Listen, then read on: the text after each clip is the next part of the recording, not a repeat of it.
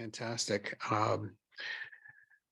Always scouting the audience to see if there are any public out there. And we have one. See if we have any public comments. Carlos, do we have anyone online waiting? Okay, fantastic.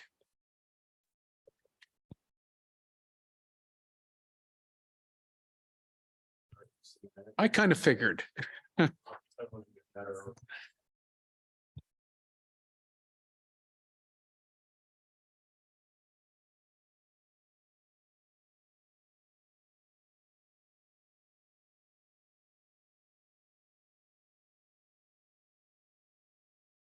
Along with me not using my microphone properly.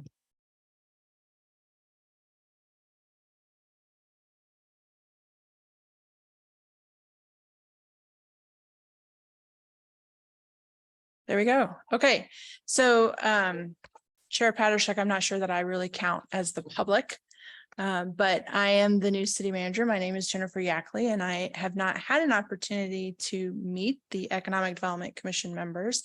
So I thought I just wanted to come by and say hello and thank you for your service and commitment to the city and all that you have done to help all of that economically. So thank you very much. Happy to have you aboard. Agreed, yeah. Thank Do you. we have any Thank you. questions for I want to move my names. For the- like appropriate stuff. for the newbie Yes. here? Because he's the turkey trot guy. Yeah. Yes. I know. So do I.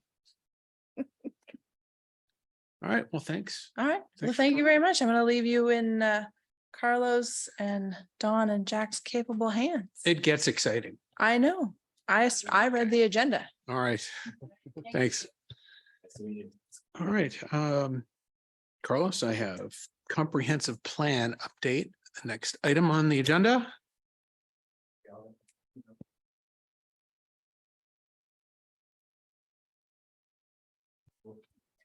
Mr. Carl's on. Greg, I can't hear you. Oh, they should have been. Oh. That's displays. All right. Hey, Greg, can you hear me?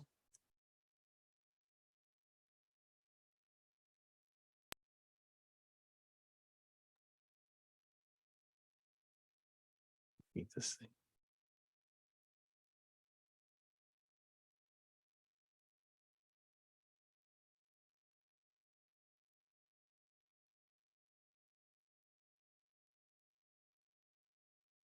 All right. And again, I'm just trying to coordinate Mr. Carl here. For some reason, Greg, your audio is muted.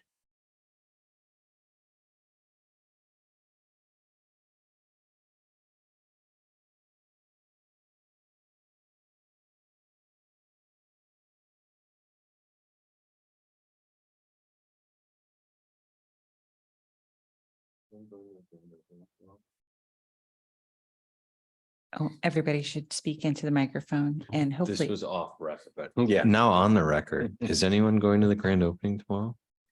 I know Mr. Patershuk has plans too. I will be there, and I raised my hand earlier, but I am speaking into the microphone, so we have a affirmative response.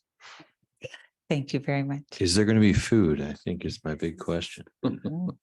I think they That's do a good plan to have like Nice, some snacks. hors d'oeuvres or some sort. heavy or light, I'm gonna change mine. Light, I think. All right, It's a good opportunity. all right. So Chairman, can we go on? Yeah, go Yeah. ahead. All right, Knock so it out. there are no public comments. Gonna update you on the comprehensive plan real quickly. We're 2/3 of the way down here in October. We have one more meeting with our advisory committee to go over the draft goals and chapters of the document with the hope of getting in November a final draft in place and then forwarding the final document to the Plan Commission by December. Pretty aggressive. We're a little short or behind, but we're trying to keep in pace. The meeting schedule shouldn't change. But it will be when that final draft is completed will be the big key. to date.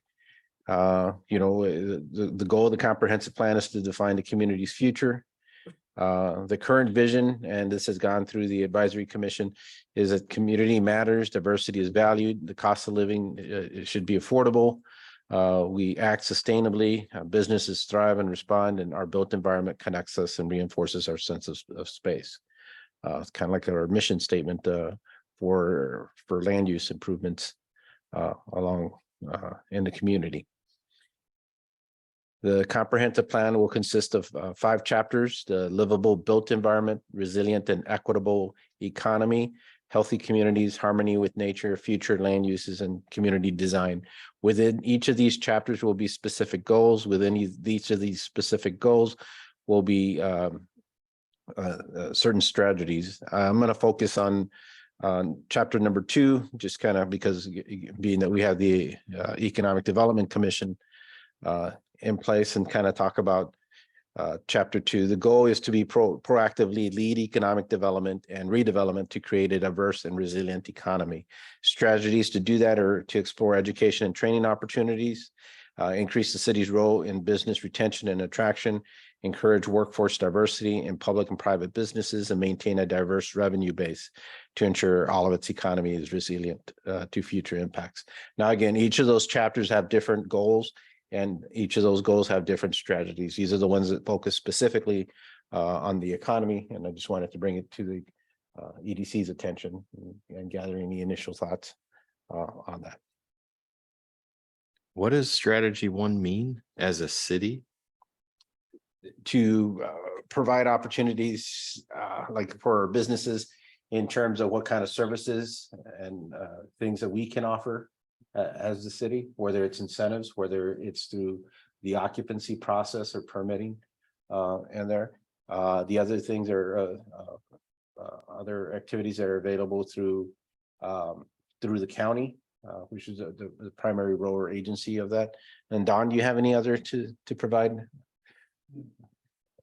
I didn't, on strategy 1, the education and training. Nothing to add. Was there anything missing or? I No. just, my question get was like, I'm very curious to know the role the city would play in education and training, because we're going to be tasked to, helping implement these strategies in a long-term plan. And I'm not sure the city is like capable or necessarily responsible for something like educating and training of workforce. Well, is it workforce or the businesses? Like what what resources are available for businesses and how to navigate versus training? Kind of like that navigate in terms of the economic development. So it's making sure that we can assist them to access that necessary information.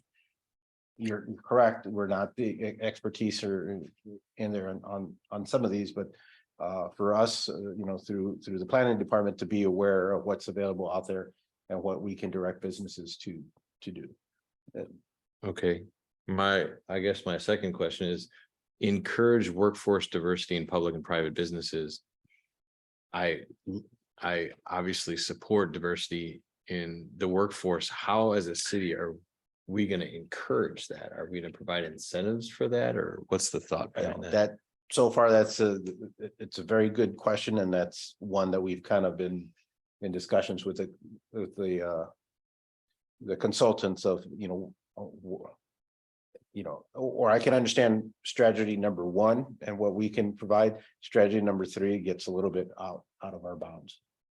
So, and there is another section of outcomes for the strategies. So it will be a reasonable proposal for what the city would do to implement the strategies, which, without that component, it's where those things get flushed out though, as well. But Okay. it's one that's been tagged by other department members in terms of whether that's something we really want to engage or aspire. Things that we could do, we could host job fairs, yeah. and there are things that are more of a value added type of activities, but it would be mainly hosting the Economic Development Agency, not Slate, but workforce development and major employers, contacting major employers. That would be, it all kind of bleeds into a much more stronger retention and attraction. I would imagine there's like a huge transportation component to this too. is Yes, so as we go, Getting the workforce here, that's also what I was bringing up Yes. is like. You want a diverse workforce, you have to bring, if we don't have the diversity here, you have to bring it here, like that's a huge lift. Yeah.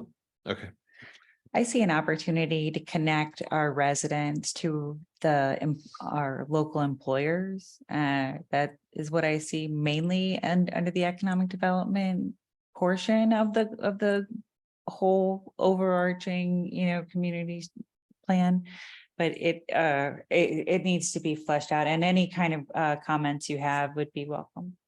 yeah, Thanks. it's the first time I'm seeing it. Well, don't worry. and as you think about it, really, we're providing this information as something, to feed your brain, right? And you can ruminate on it and tell us your thoughts as time goes on. Our emails are the open doors. I just encourage everybody to have a look at the plan website. Mhm. Carlos, is the last survey still available? Or Yes, is it it'll be closed? accessible till October 7th, I believe. And I will be giving you guys QR codes before you leave. Yeah, have a look at it, Okay. because the thing is, it's got a lot of information, and the consultant has put out some kind of scenarios on what other communities have done, that sort of thing. Did you guys take the first survey or, it builds on that initial, thought process, right? It takes the feedback from the first survey and goes one step further with each one of those strategies and kind of test the water as far as what people are comfortable with. Well, there's this as a stated goal. What is important to you and how is that, or how much is that important to you? So I do encourage you to take it, not just because we need the feedback, but and participation, but also because it's something to think about for your town. Actually, I am on the commission, and we've had just a handful of meetings, just sort of looking for input, giving a little bit of direction and stuff, but the consultant has basically come up with a lot of stuff. I would, again, I'd, go out there, have a look at the website, read some of the stuff that's out there, because the thing is, one of my concerns early on was that whenever you've got some sort of a city planning process or whatever, someone's got to be in their bonnet, and they're the activists, and you kind of get the same old people out all the time. And I think that from what I've seen, the consultants done a relatively good job of getting out there, pushing it on social media, canvassing. I was unable to make the canvas last week. We actually had plenty of people that showed, and I do appreciate everybody who participated. Our website is great, and I appreciate the plug, Rob. olivetcomplan.com. It has the feedback from the first surveys on there, as well as the new survey and some different participation things. I don't know that there's any activities right now. The first survey had a bunch of smaller activities associated with it. I haven't checked that out in a while, but it's really interesting to read also about the tenets of good planning process, which are all on there and will be a part of the plan as well. As the major chapters are all outlined there. And just a preliminary synopsis is kind of like, there's been an awful lot of talk of DEI and things like that. And your comments are actually very well taken, because it's kind of like, what does it really have to do with this, that, or the other? And I think that there's going to be a fleshing out process of how these things are actually relevant to running a city. and what we can do about it. We did go with Shockey, for lack of a better word, because of their proactive approach to community engagement. We have been out in the streets with them quite literally, you know, whether it's putting the signs out or at pop-ups. We've done more we're doing the park opening events. And so open a dog park, that was pretty fun, got a free dog tag. And Free dog tag. I did, Oh, you go. yeah. So That's gonna get out now. Now it's being recorded. there were so few attendees that I they didn't know. allowed the volunteers to That's hit things. 3 doors down from where I live. And I It didn't was a hear- beautiful morning, and we had a wonderful time evangelizing about comprehensive plan, among other things. They're probably dog. Yeah, I went home and got my dog. So, we are out, and we encourage you to participate in, flyers. We have copies. If I can send each one of you guys home with 20, 15 maybe flyers, and if you hand them out to your neighbors, Nate has already seen one in his mailbox. So I Delivered by looked up- yours truly. I haven't looked at the website in the last little while, but there were comments on there, like kind of forums that people could post their thoughts. Is that still up? I believe so. Yeah, Okay, that's just some of the activities. Go ahead and read it. I mean, because the thing is, you're gonna get feedback from the kind of people who want to take the city in a direction and be supportive, or, post your thoughts, whatever. There hasn't It's your been opportunity to. It is. That is a great way of saying it. It is your opportunity to actively participate in the government decision-making process in a fast manner. Giving one's opinion is actually going to be reacted upon. So I mean, I'm not gonna wordsmith, but I think you're missing the word resources in strategy 1. I mean, that's what you're talking about, right? Mhm. You're trying to get people the resources. And then 3, I think to craft it away from what you can and can't do is you can create an inclusive economic environment that allows all to participate and succeed. Right? You're creating the environment, you're not making businesses hire a certain workforce. That's a good point, because take, for example, home-based businesses working from home that has changed so much in the last couple of years. How does that affect zoning, planning, that sort of thing? And that's another portion, or I guess I'm kind of forgetting where things fall in under all the different categories, but there is a point where we reflect on neighborhood businesses. And I mean, home-based businesses are much different than neighborhood businesses, where you have, something that has, a Coffee shop. well, a daytime population attached to its visitorship. I was trying to find a less nerdy way to say it, but I couldn't do it. So your visitors, your daytime, your patrons are a daytime population that drives traffic flow and can annoy your neighbors, etc. However, a home-based business can have zero traffic. They work out of their home. They have I don't know. There are a number. There are medical billing. Seems like medical billing in home-based businesses seem to be a real uptick. And whenever we moved on to the analytics, I can point some things out.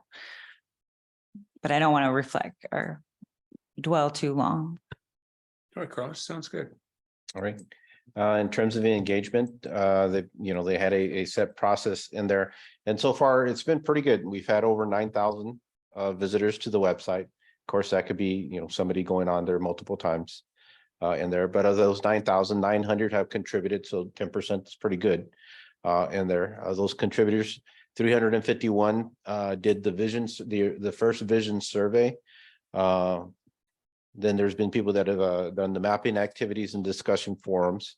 On the current survey that we have active right now, we were almost at about 250 respondents. So we've been working hard, and those numbers are pretty strong.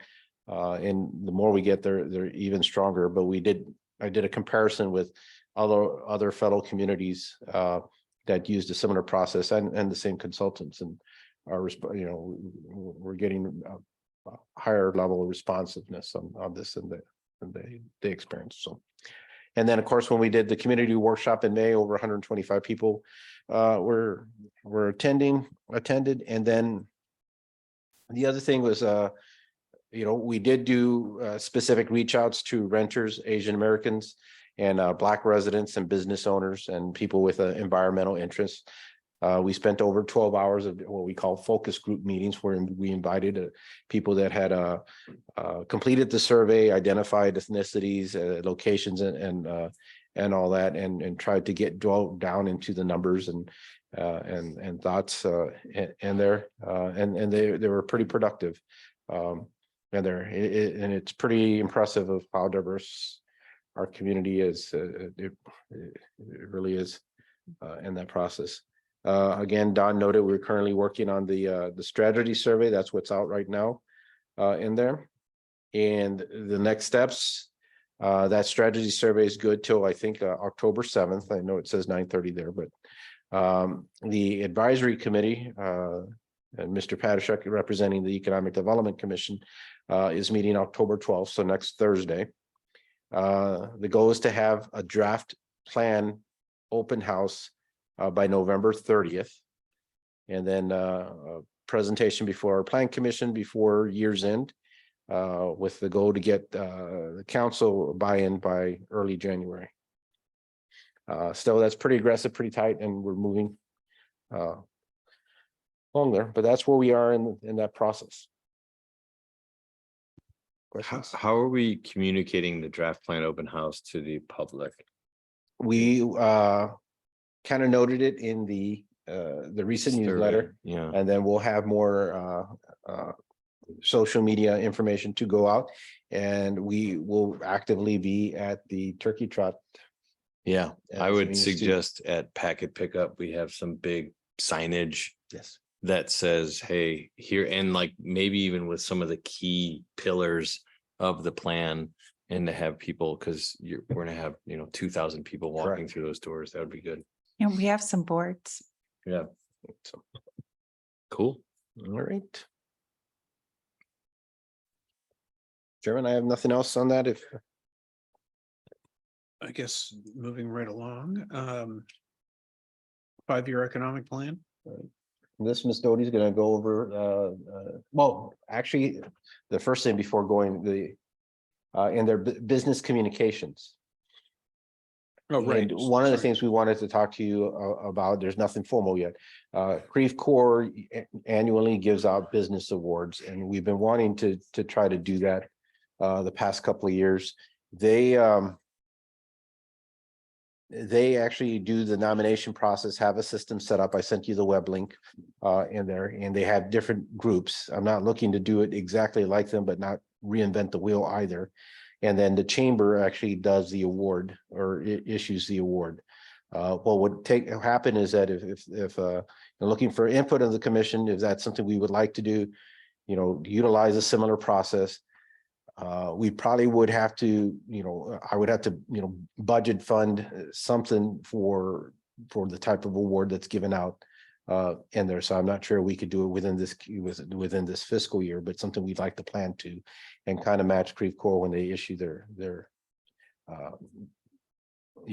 awards with the chamber. I'm fully in support of giving out trophies. I think it'd be awesome. And I think they have a period like 60 days where they post, 30 or 5 restaurants. Somehow I think they ask residents to submit their favorite restaurants, and then they posted the top ones. Is it And then just have a vote. restaurants, or is it anything? They have, I think, 3 or 4 different categories. in their system. I don't have the link open. Yeah, we Camp don't, Restaurant? we No, don't have one is to, like the most innovative company, one is like the heart of the yep, community, and Is then the last pretty week's favorite cool. restaurant. Oh, Yeah. nice play on heart. yeah. We could have the olives, the pimento in our. Life. Live. The toothpick award.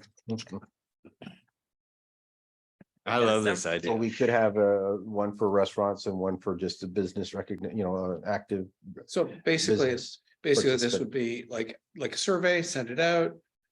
Survey says Mhm. you win. Well, I think it's you set something up to ask for nominations, people send in nominations, and then we get. to Okay, yeah. And then we decide. pick. Yeah, Yeah.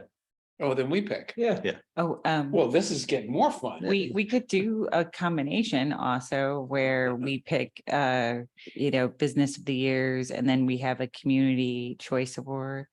So just saying, because ArcGIS has a survey 1, 2, 3 that's pretty handy dandy. And it collects a lot of data. Sounds like you're gonna be running it, Don. Oh, maybe. I'm happy to fund a crystal trophy in year 1, just so we do it for $39 from St. Louis Trophy or something like that. Only because I love a good trophy ceremony. I admire So we'll that. get you more information on their process and set up a system for that. So. Sure, sounds good. Right. Okay, now 5-year Yes. economic plan. So Don, I'm gonna forward you the link. Actually, I mean, like, this is fine. Okay, Yeah, if you I didn't just know want to if you keep wanted it to like keep it. this. What I have here, I'd like to call this a year to date, simply because we do not have anywhere near 100% of our business population reporting. I'm estimating based on previous years and just my eyes. There are 366 potential businesses in Olivet currently operating. 61% of them are registered. Again, based on previous years, estimating that it comes in about 88% of the total business population is being reported. So we know that we have over 4,000 daytime employees. So over 40% of businesses do not have a business license? Not 39%. No, seriously, I mean, they Yeah, don't have a business license. and there's two components to that. No, there's some that are delinquent, they haven't updated theirs yet, and then there are others that are exempt. Especially in the healthcare industry and legal services. In there. Now, we've been trying to get more and more to submit without cost. But the state prohibits us from requiring or charging a license to a realtor. To a Right. doctor. Yeah. To a priest and to a lawyer. I always wondered, I mean, what is the purpose of a business license? Just to register yourself, just so people know that you're actively doing things? Yeah, and actually. Or is it Generate just, revenue for the city. or is it just generate? Well, you said it in such a nice, eloquent way. It's a tax. I mean, and it's governed by the regular tax rules. I can't think of the Hancock Amendment. And the state has created a system to Mhm. allow itself and communities in the county to tax businesses through the form of a license. So it's no different than a liquor tax. The liquor license, I don't have a process or say in terms of how that license is, how that operation performs, as long as they meet the state Well, requirements. liquor's a controlled substance Correct. versus Yeah, and a Yeah. license, but it's kind of. liquor's involved. I Yeah. would see, I mean, and maybe this is just a personal opinion, but in knowing what is present at a business, whether it's, to keep our police informed whenever we do a commercial occupancy inspection and a permit, then they, give emergency contacts to the police department. And when, we cover like any fire safety and things like that, But in an ongoing, year over year basis, this is our touch with those businesses to, maintain contact. I do understand it's a cost. It's not the biggest cost. As far as businesses go. I know that the merchants and manufacturers license, where it's a percentage of their sales, it can get a little pricey. And if you have a lot of employees under certain classifications, it can charge, $5 for every employee over 5. So, it can be on the expensive side. However, I don't see that it's necessarily a hardship on the business. Well, I guess the main thing is that they utilize some city services. Building catches on fire, they're going to call the city. Mhm. If they get Yes. robbed, they're going to it's- call the city. But in reality, it's a permissible tax. Yeah. The Fine. thing that has changed over time is when we didn't oversee the licenses, it was done through finance and the clerk. It was just a collection. And there was a potential for and good data that they had. And so when we shifted it over, again, you probably wouldn't have seen this information available prior to that. It would have been just a bulk sum of what was deposited into that certain account. Now we have the ability to utilize the information both to promote ourselves, the area. We've used the statistics to apply for grants. And there, so, it is what it is, but we're also trying to capitalize that we have access to this and make use of it.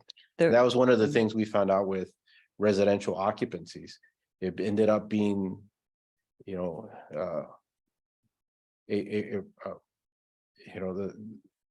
the purpose and intent wasn't defined, and we got out of the business of doing that. Here, we're trying to make sure that we can justify to the council, primarily is that we're using that information and data and building upon it.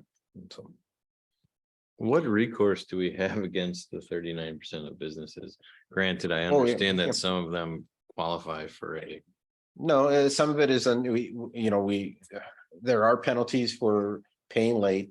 And 2, there are penalties for not having a business, and we could take them to court in there. As we've implemented our new system in there, we're in our 3rd year of a new permit tracking software.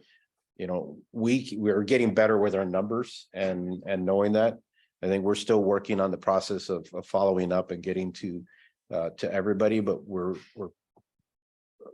pretty close and a lot better now. To be able to put that 366 number and say what percentage we have. Yeah, so I'll be doing a mailing coming up here pretty shortly to as a reminder for the business. It took a while to figure out who hadn't, and it sounds really odd, like who hadn't renewed and if they were still there.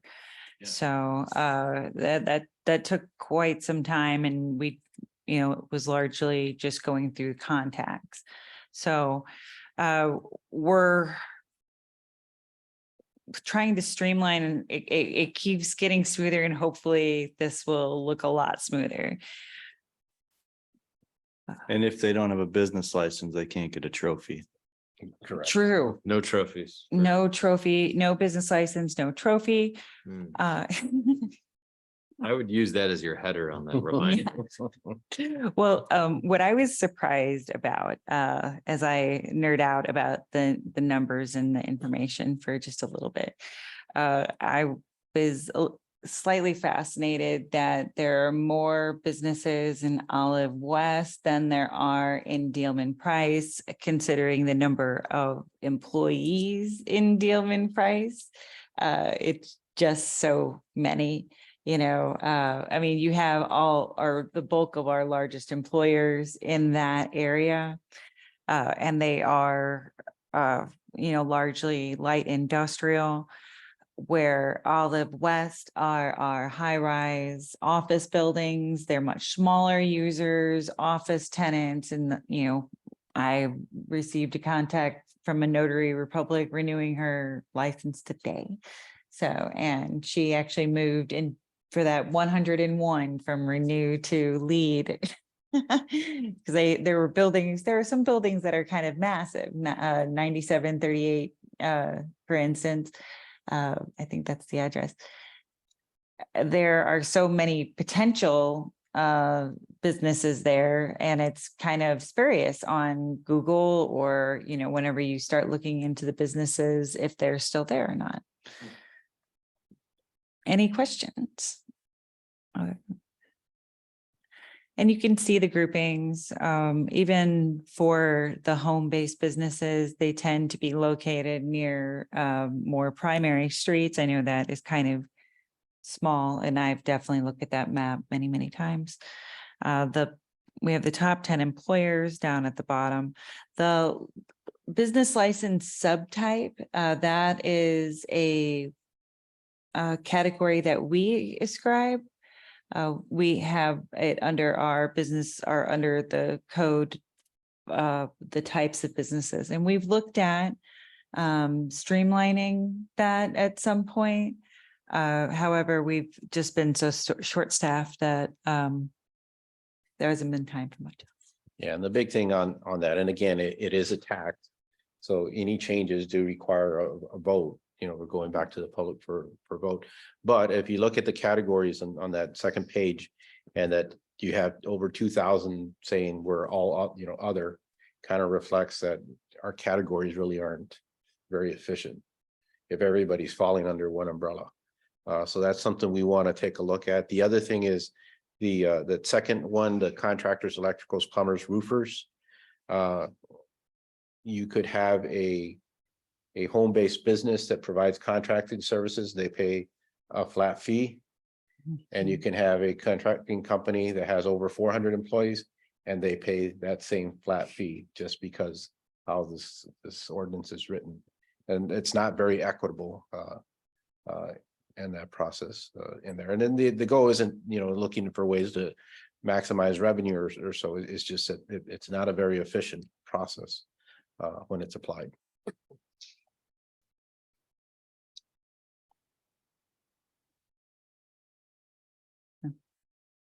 Any Great, questions? sounds good. We've kind of exhausted questions, I guess, as we went along. Yeah. Nobody's okay. really actually noticed that revenue from licenses is not included in the report. Because it's not really what we're analyzing as we look at them. As far as like, it's not a profitability measure.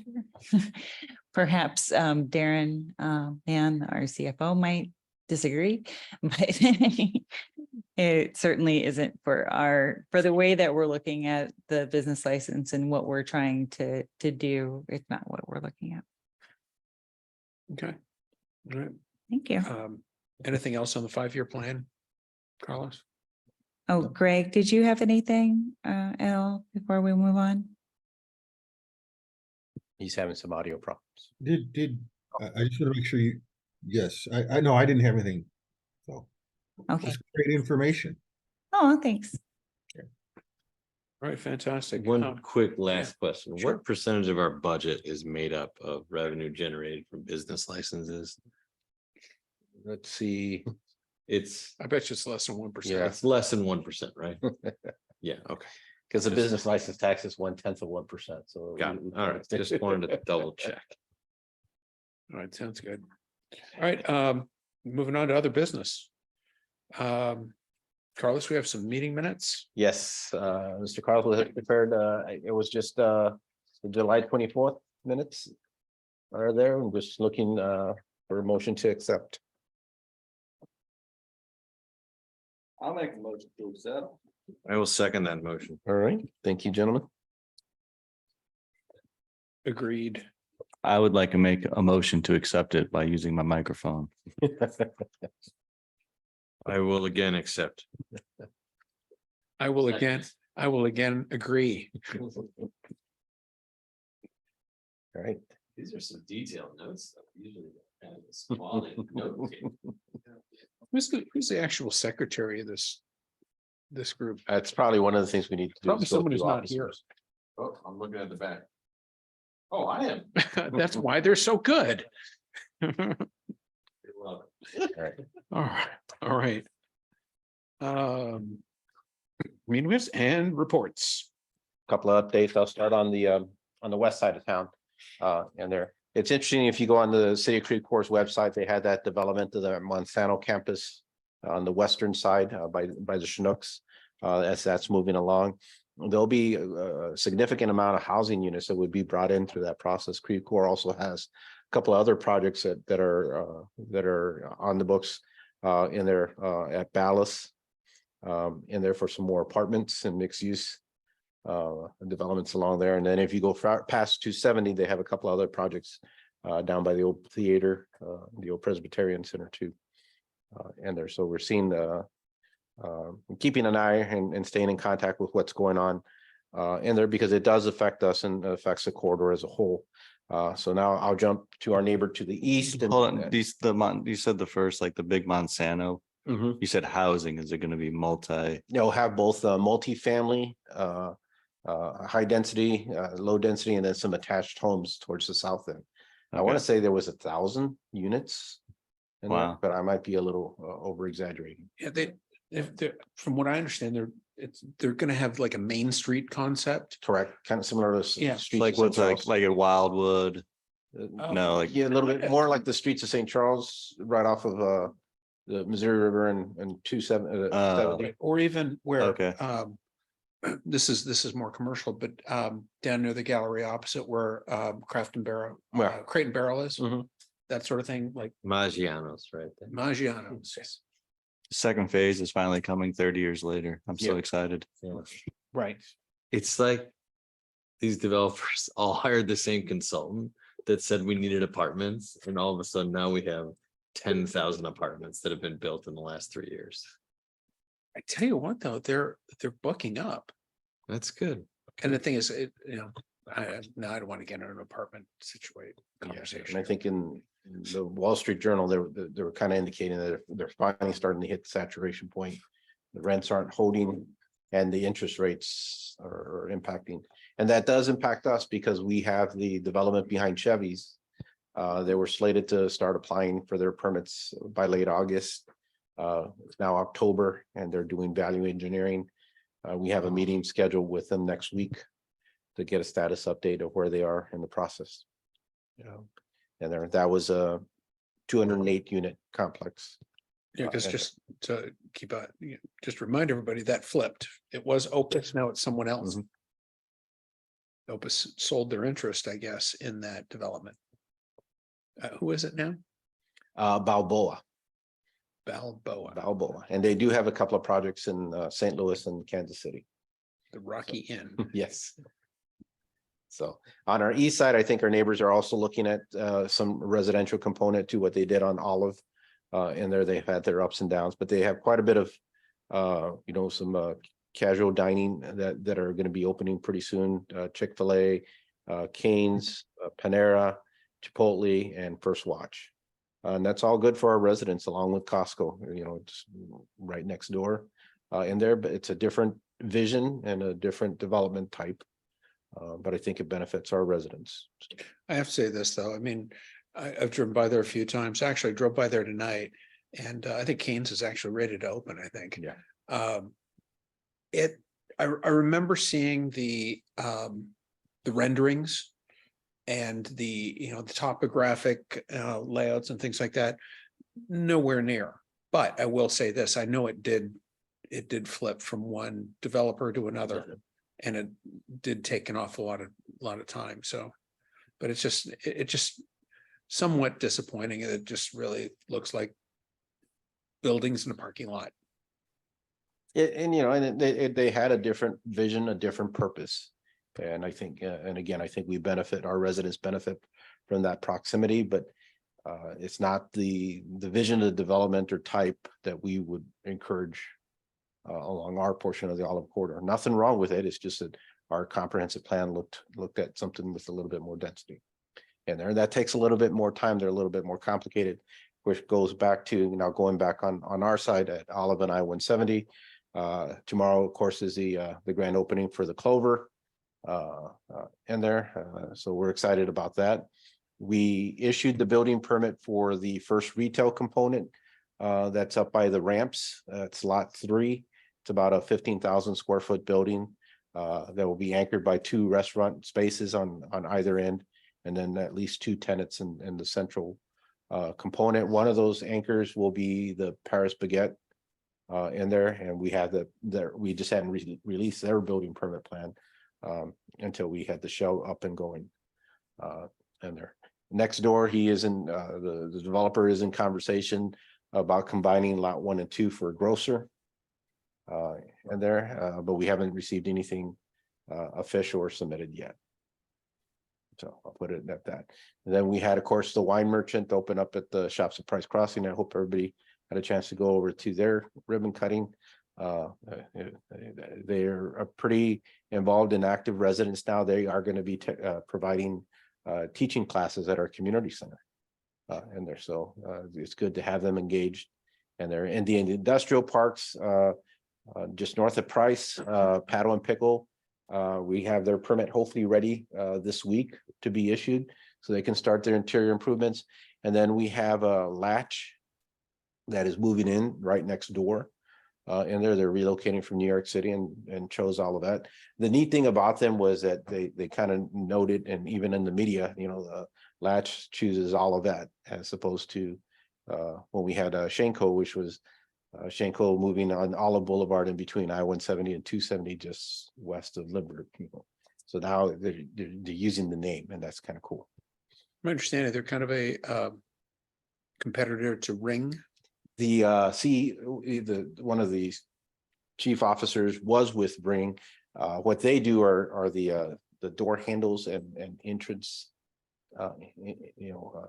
locks and things of that nature. And tomorrow you may be able to see a whole bunch of them at the Clover, because I believe they use those. The locks are all set on those. So do we know the story of how this company from New York threw a dart at the map and said Olivet is the place I want to go, or what data analytics they looked at? I mean, it's not like just a we little didn't. bit. Did we tell them about the trophy that's coming up and they got excited? We told them Did about. we the promise them Rose the trophy Bowl. if they move? Because shenanigans. As long as they're part of the 61% reporting. There were a couple of things. One is no, I don't think they had any, idea about all of that, but apparently St. Louis did hit, the target of where they were looking at. And then we built a good relation with Intelica and Bamboo Realty. And I think that put us in a position, when meeting with them, that we could turn this around quickly and get them occupancy, as they're doing permit improvements, and that helped secure at least the deal for the selection of this site as they were looking at the other sites, other opportunities within the region. My understanding that the building is the building that was formerly slated for the marijuana Yes. grower facility. Yes. So, I'm gonna interrupt and just say, would it be possible, maybe Carlos, to try to have the CEO or somebody from the company come and talk to us about how they did that? I think it's a good question. And, and the other thing is, to establish a good, I know we always do, but to establish a good relationship with them, because they probably have friends in the tech industry, right? Absolutely. So I just throwing that out there. No, we were excited, and we know the benefits that it has in there, whether it's a point or so or not. It goes back to the tax. There's that use tax, and it's coming out of that warehouse. Right. Good benefit in there. As you continue down the corridor, we did the wine merchant. We haven't had any activity with the brewer yet. They need to get their revised plan set, and then I need to send them to the plan commission for review. And there, so the ball's on their court, at least for right now. And their easy storage, they've hit their peak level, and then the in terms of what concrete is, you'll see now a metal frame and roofing system go up, and that'll be the 5th level on that building. They're looking at April 2024 in there. We've had some discussions about retail tenants downstairs in there, so they're getting active. I'm getting excited for that to come in. If you get a chance, a lot of the finish materials are on the east and west side of the buildings. It's looking pretty sharp in there. Should be a good looking building in that process. Across the street from here, they just secured their permits from MSD. They're waiting for the finals from county, and then we'll start our process on those reviews and get them moving in that construction. The Five Oaks at Warson, there's been a couple of delays. They were hoping to be occupied in that building, at least for staff and all that. But there's been some issues that they're working through of finalizing, getting the contractor to finish in there. So there's been some limited occupancy of the staff, but I think, they're still looking to go in there before the end of the month. So hoping everything goes smoothly. Is By there that anything in process. the Tuesday morning space? Yes, St. Louis Academy of Dance submitted a request to relocate from their current facility at the 9200 block of Olive to that Tuesday morning space. And while it's not a retailer, it provides a good mix. Those people are there early. Hopefully they're looking to go eat while everybody's busy. And we got a lot of good restaurant selections there in that area for them. So I think it worked well. And they were excited to move to that site that they have. For their use, it's really good. But trying to get out is hard. Now that once it gets vacated, it's a hard site to get out of, but it's a hard site to find visually. So we'll see how to best make that space usable again in there, because it's more of a I know where I'm going as opposed to I'm going to see it as I'm driving down the corridor. Sounds like a good place for a dispensary. Well, and that might be People tend to know when they're going to the dispensary. so, but it's something I think if that opportunity provides itself, it's worth looking at, because it's not going to be a retail site. We know that it just doesn't have that visibility the way they designed that building to go perpendicular. So, Did we lose the kicking crab?